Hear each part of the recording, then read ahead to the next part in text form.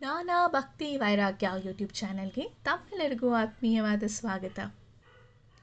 ಶ್ರೀ ಕೃಷ್ಣ ಗೋವಿಂದ ಹರೇ ಮುರಾರೇ, ಹೇ ನಾಥ ನಾರಾಯಣ ವಾಸುದೇವ. ಶ್ರೀ ಕೃಷ್ಣ ಗೋವಿಂದ ಹರೇ ಮುರಾರೇ, ಹೇ ನಾಥ ನಾರಾಯಣ ವಾಸುದೇವ. ಅಚ್ಯುತಂ ಕೇಶವಂ ರಾಮ ನಾರಾಯಣಂ ಕೃಷ್ಣ ದಾಮೋದರಂ ವಾಸುದೇವಂ ಹರಿ. ಅಚ್ಯುತಂ ಕೇಶವಂ ರಾಮ ನಾರಾಯಣಂ ಕೃಷ್ಣ ದಾಮೋದರಂ ವಾಸುದೇವಂ ಹರಿ. ಈಗಾಗಲೇ ಎಲ್ರಿಗೂ ತಿಳಿದಿರುತ್ತೆ ಯಾವುದರ ಬಗ್ಗೆ ಈ ಸಂಚಿಕೆಯಲ್ಲಿ ಮಾತಾಡ್ತಾ ಇದ್ದೀವಿ ಅಂತ. ಹೌದು, ನಮ್ಮೆಲ್ಲರ ಅಚ್ಚುಮೆಚ್ಚಿನ ಹಾಗೂ ಸದಾ ಸ್ನೇಹಿತನಾಗಿ, ಒಬ್ಬ ಉತ್ತಮ ಗುರುಗಳಾಗಿ ಹಾಗೂ ಮಹಾಭಾರತದಲ್ಲಿ ತತ್ವ ಮಾರ್ಗದರ್ಶನವನ್ನು ಸಕಲ ಲೋಕಕ್ಕೂ ಹಾಗೂ ಅಖಿಲಾಂಡ ಕೋಟಿ ಬ್ರಹ್ಮಾಂಡ ನಾಯಕ ಎನಿಸಿಕೊಂಡಿರುವ ಆ ಶ್ವೇತ ಪದ್ಮಾಸನದಲ್ಲಿ ಹಾಗೂ ಆ ಕ್ಷೀರಸಾಗರ ಸಮುದ್ರದಲ್ಲಿ ಶಯನನಾಗಿ ಮಲಗಿರುವಂತಹ ಶ್ರೀಮನ್ನಾರಾಯಣನ ಇನ್ನೊಂದು ಅವತಾರವಾದ ನಮ್ಮ ದ್ವಾರಕೆಯ ನಂದಗೋಪ ಹಾಗೂ ಯಶೋದೆಯರ ಸುಪುತ್ರ ವಾಸುದೇವ ಹಾಗೂ ದೇವಕಿ ನಂದನ ಅಂತ ಕರೆಸಿಕೊಳ್ಳುವ ನಮ್ಮ ಪುಟ್ಟ ಶ್ರೀಕೃಷ್ಣನ ಬಗ್ಗೆ. ಇವತ್ತು ನಮ್ಮ ಶ್ರೀಕೃಷ್ಣನ ಜನ್ಮಾಷ್ಟಮಿ. ಎಲ್ಲರಿಗೂ ಅವರವರ ಹುಟ್ಟುಹಬ್ಬದಂದು ಅವರವರ ವಿಶೇಷತನವನ್ನು ಆ ದಿನದಂದು ಮಾಡ್ತಾರೆ. ಅಂದರೆ ಅವರ ಹುಟ್ಟುಹಬ್ಬವನ್ನು ತಮ್ಮ ದೇವಾಲಯಕ್ಕೆ ಹೋಗಿ ಆಚರಣೆ ಮಾಡ್ತಾರೆ. ಇನ್ನು ಕೆಲವರು ಧಾರ್ಮಿಕ ವೃತ್ತಿಯಲ್ಲಿ ಹಾಗೂ ಯಾವುದಾದ್ರೂ ಒಂದು ಸಮಾಜ ಸೇವೆಯಲ್ಲಿ, ಇನ್ನೂ ಕೆಲವರು ಬೇರೆ ರೀತಿಯಲ್ಲಿ ಆಚರಣೆ ಮಾಡ್ಕೊತಾರೆ.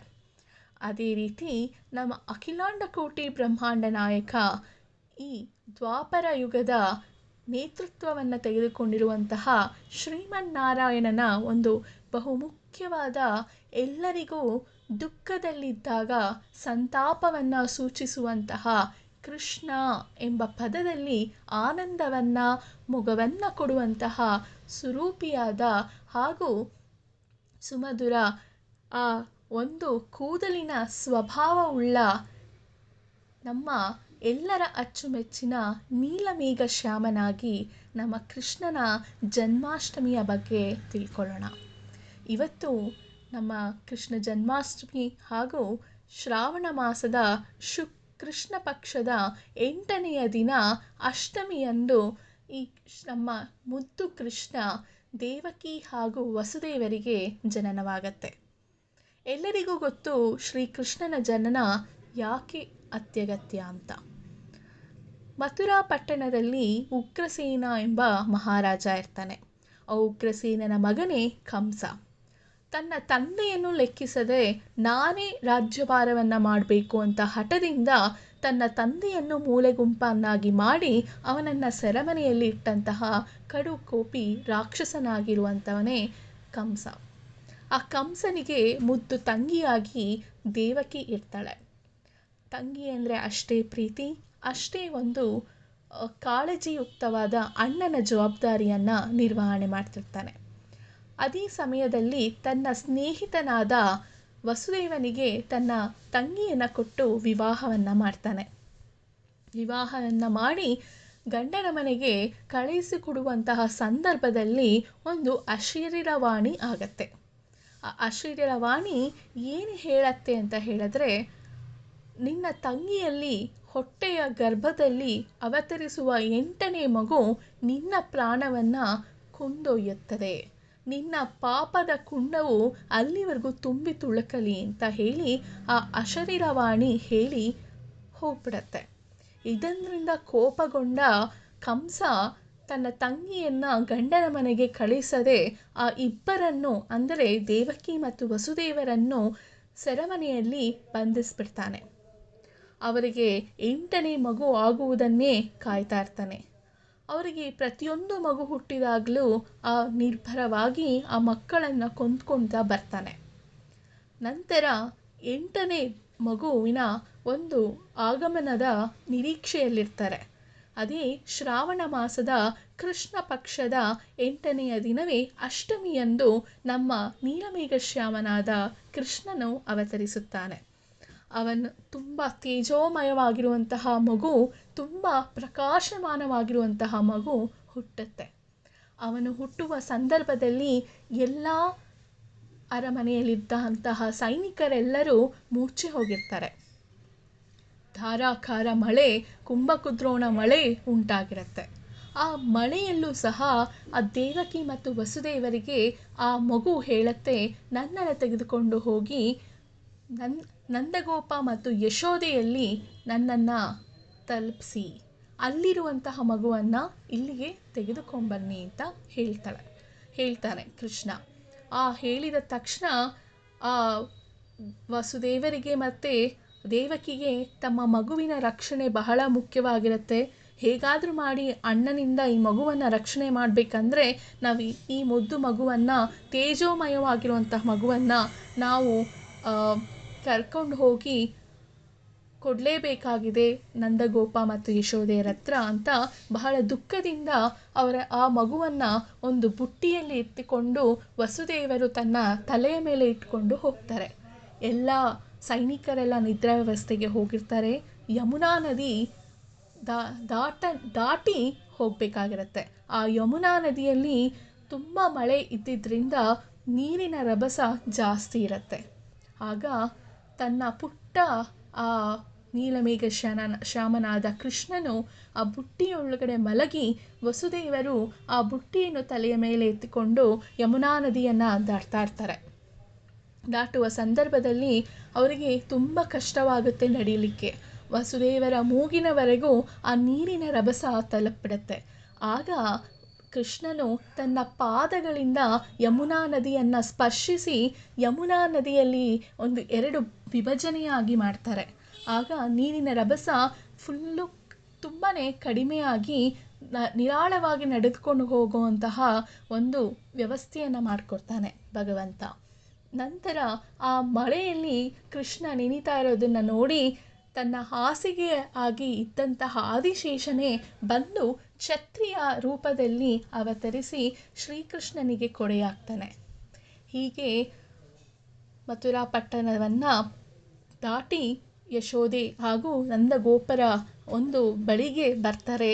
ಅಲ್ಲಿ ನಂದಗೋಪನಿಗೆ ಹೆಣ್ಣು ಮಗುವಾಗಿರುತ್ತೆ. ಆ ಹೆಣ್ಣು ಮಗುವಿನ ಶಬ್ದವನ್ನು ಕೇಳಿ ಶ್ರೀಕೃಷ್ಣನನ್ನು ಅಲ್ಲಿ ಇಟ್ಟು ಆ ಒಂದು ಹೆಣ್ಣು ಮಗುವನ್ನು ಬುಟ್ಟಿಯಲ್ಲಿ ಎತ್ತುಕೊಂಡು ಪುನಃ ಅದೇ ರೀತಿ ಹೇಗೆ ಸಾಗಿದರೋ ಪುನಃ ಅದೇ ರೀತಿ ಮರಳಿ ಬಂದು ದೇವಕಿಯವರ ಹತ್ತಿರ ಆ ಹೆಣ್ಣು ಮಗುವನ್ನು ಮಲಗಿಸ್ತಾರೆ. ನಂತರ ಎಲ್ಲ ಸೈನಿಕರಿಗೆ ಎಚ್ಚರಕವಾಗುತ್ತೆ. ನಂತರ ಕಂಸನಿಗೆ ವಿಷಯ ತಿಳಿಯುತ್ತೆ. ಕಂಸನು ಬರ್ತಾನೆ, ನೋಡಿದರೆ ಹೆಣ್ಣು ಮಗು ಆಗಿರುತ್ತೆ. ಆ ಹೆಣ್ಣು ಮಗುವನ್ನು ಕೊಲ್ಲುವ ರಭಸದಲ್ಲಿ ಹಿಡ್ಕೊತಾನೆ. ಆ ಹೆಣ್ಣು ಮಗು ಚಂಗಂತ ಹಾರಿ ಮೇಲೆ ಹೋಗಿ ಅದು ಭಗವಂತನ ಯೋಗ ನಿದ್ರೆಯ ಮಾಯೆ ರೂಪ ಅವಳ ಸಹಾಯಕಿಯಾಗಿ ಯಾವಾಗಲೂ ಕಾರ್ಯನಿರ್ವಹಿಸಿದಂತಹ ಯೋಗದೇವಿಯಾಗಿ ಹಾಗೂ ಯೋಗ ಮಾಯೆಯಾಗಿ ಅಲ್ಲಿಂದ ಹೇಳ್ತಾಳೆ, ನಿನ್ನ ಸಾವು ಕಟ್ಟಿಟ್ಟ ಬತ್ತಿ. ನಿನ್ನ ಸಾವು ಯಾರಿಂದ ಆಗಬೇಕೋ ಆ ಮಗು ಇನ್ನೆಲ್ಲೋ ಅಚ್ಚುಕಟ್ಟಾಗಿ ಬೆಳೆಯುತ್ತಿದೆ. ಆದ್ದರಿಂದ ನಾನು ಮಾಡಬೇಕಾದಂತಹ ಕಾರ್ಯ ಮಾಡಿದ್ದಾಗಿದೆ. ನಾನು ನಿನ್ನ ಪಾಪದ ಕೊಡ ತುಂಬಿ ನಿನ್ನ ಮರಣಕ್ಕೆ ಧಾವಿಸುವಂತಹ ದಿನಗಳು ಹತ್ರ ಬರ್ತಿದೆ. ಅದನ್ನು ನಾನು ನೋಡಲು ಬಯಸುತ್ತೇನೆ ಅಂದ್ಬಿಟ್ಟು ಆ ಹೆಣ್ಣು ಮಗುವಿನ ಯೋಗ ನಿದ್ರೆಯ ಮಾಯೆ ಆಗಿರುವಂತಹ ಅಂಶವಾದ ಭಗವಂತನ ಅಂಶವಾದ ಹೆಣ್ಣು ರೂಪಿನ ಭಗವತಿ ಮಾಯವಾಗೋಗ್ಬಿಡ್ತಾಳೆ. ಆ ನಂತರ ಕೃಷ್ಣನ ಅಂದರೆ ಇಲ್ಲಿ ಇದ್ದಿದ್ದ ಮಗು ಇನ್ನೆಲ್ಲೋ ಬೆಳೀತಾ ಇದೆ ಅಂತ ಹೇಳಿದ್ರೆ ಎಲ್ಲಿದ್ದಾನೆ, ಆ ಮಗು ಎಲ್ಲಿದೆ ಅಂತ ಹುಡುಕಿಸ್ಲಿಕ್ಕೆ ತುಂಬಾ ಪ್ರಯತ್ನ ಪಡ್ತಾನೆ. ತುಂಬ ಡಂಗೂರವನ್ನು ಸಾರ್ತಾನೆ. ಇದೇ ರೀತಿ ಕಂಸ ಎಲ್ಲ ಊರಿನಲ್ಲಿ, ರಾಜ್ಯದಲ್ಲಿ, ಎಲ್ಲ ಅರಮನೆಯಲ್ಲೂ ಕೂಡ ಆ ಮಗುವನ್ನು ಹುಡುಕಿಸ್ಲಿಕ್ಕೆ ತುಂಬಾ ಪ್ರಯತ್ನ ಪಡ್ತಿರ್ತಾನೆ. ನಂತರ ಇತ್ತ ಕಡೆ ಯಶೋದೆ ಹಾಗೂ ನಂದಗೋಪರ ಮಗನಾಗಿ ಶ್ರೀಕೃಷ್ಣನು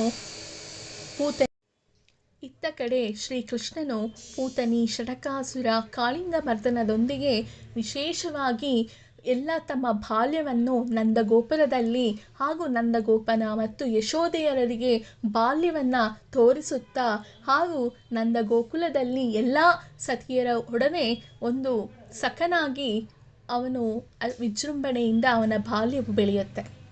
ನಂತರ ಅವನು ಮಾಡಬೇಕಾಗಿದ್ದಂತಹ ಎಷ್ಟೋ ಕಾರ್ಯಗಳನ್ನು ಮಹಾಭಾರತದಲ್ಲಿ ಹಾಗೂ ಕೃಷ್ಣನ ರುಕ್ಮಿಣಿಯೊಂದಿಗೆ ವಿವಾಹವಾಗಿದ್ದು ನಂತರ ಬಲರಾಮನೊಂದಿಗೆ ಬಂದು ತನ್ನ ಮಾವನಾದ ಕಂಸನನ್ನು ಸಂಹಾರ ಮಾಡಿ ತನ್ನ ಅಜ್ಜನಿಗೆ ಅಂದರೆ ಉಗ್ರಸೇನನಿಗೆ ಮರುಪಟ್ಟಾಭಿಷೇಕ ಮಾಡಿದ್ದು.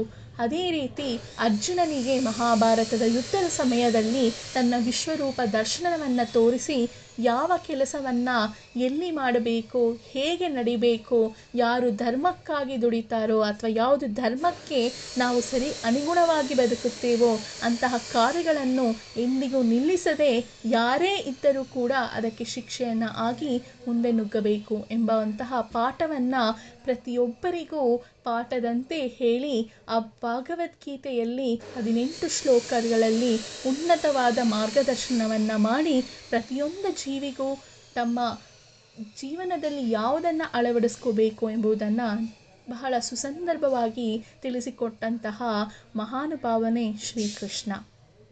ಹೀಗೆ ಇವನ ಜನ್ಮಾಷ್ಟಮಿಯಂದು ಈ ಕೃಷ್ಣನ ಜನ್ಮಾಷ್ಟಮಿಯಂದು ಮಧ್ಯರಾತ್ರಿ 12 ಗಂಟೆಗೆ ಹುಟ್ಟಿದ್ರಿಂದ ಅವನಿಗೆ ಮಧ್ಯರಾತ್ರಿ 12 ಗಂಟೆಯಲ್ಲಿ ಅರ್ಘ್ಯವನ್ನು ಕೊಟ್ಟು ಪೂಜೆಯನ್ನು ಮಾಡ್ತಾರೆ.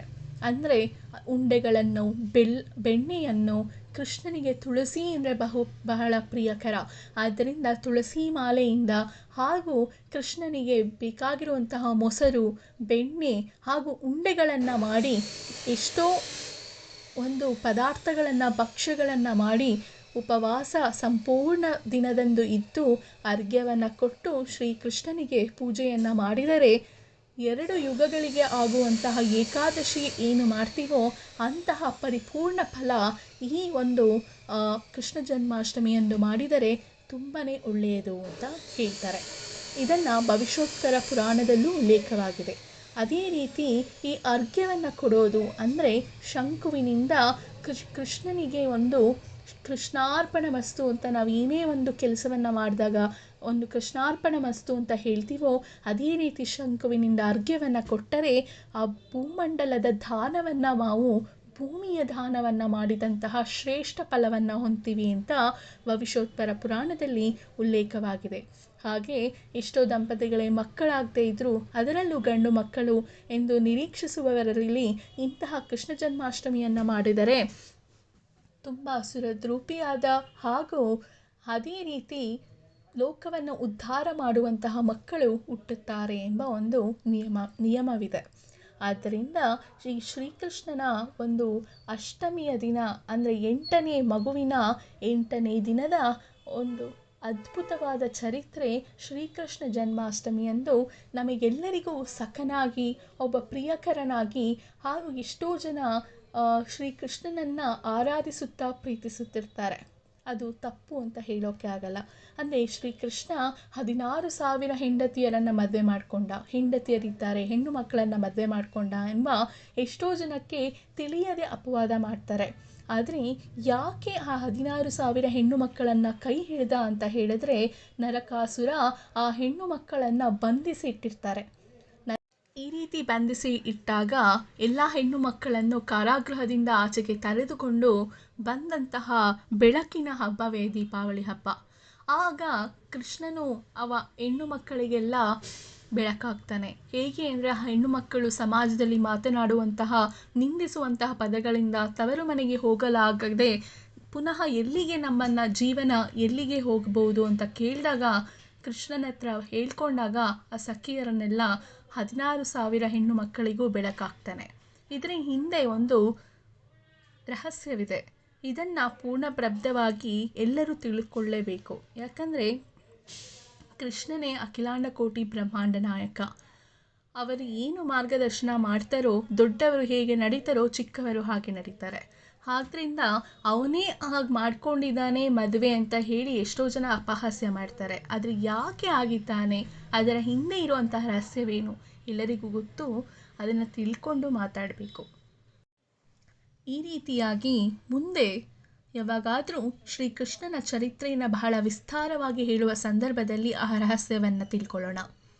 ಇವತ್ತು ಶ್ರೀಕೃಷ್ಣ ಜನ್ಮಾಷ್ಟಮಿಯಂದು ಎಲ್ಲರೂ ಕೃಷ್ಣನ ಒಂದು ಇಷ್ಟಕ್ಕೆ ಪಾತ್ರರಾಗೋಣ ಹಾಗೂ ಅವನ ಒಂದು ಮಾರ್ಗದರ್ಶನವನ್ನು ಅನುಸರಿಸಿ ಬಾಳೋಣ ಅಂತ ಹೇಳ್ತಾ ಈ ವಿಡಿಯೋವನ್ನು ಮುಗಿಸ್ತಾ ಇದ್ದೀನಿ.